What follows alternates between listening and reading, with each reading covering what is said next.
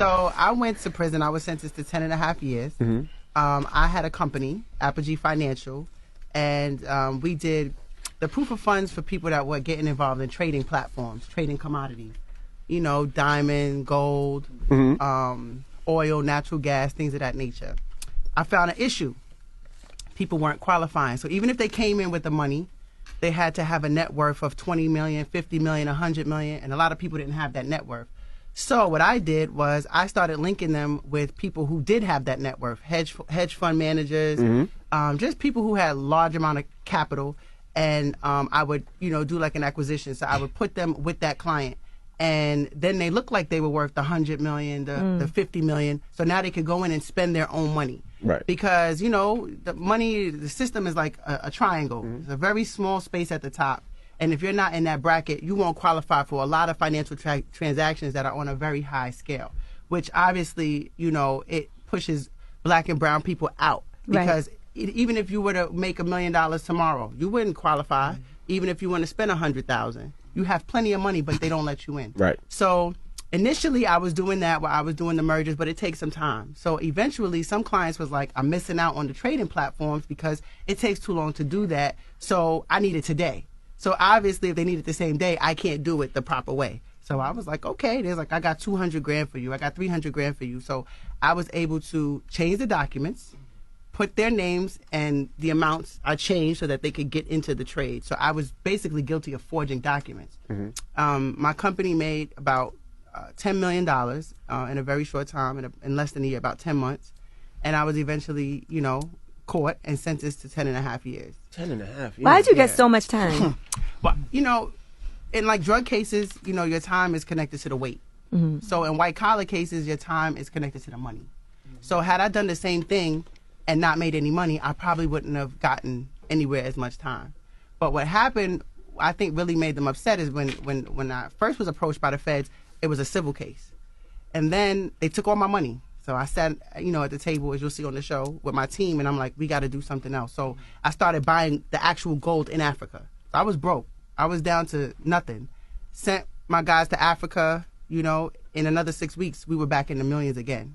Started buying gold. You buy a kilo of gold back then was 10, 11,000 from Sierra Leone, and I was flipping it right here in New York, So what's illegal about that? That wasn't illegal. Okay. But it made them mad because they took all my money and they wanted me to just be done.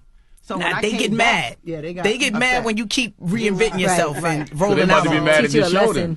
Yeah, I mean they might, but the thing about wealth is that when you find a formula, you can apply it to anything. It doesn't really matter what you're buying, what you're selling, what you're doing. If it's a service or a product, as long as you know the formula, whether it's real estate, whatever it is, if you know it, you can do it. So they got upset because, I guess they wanted to destroy me. They wanted to feel like I was defeated because they took all that money. They seized like $6.5 million.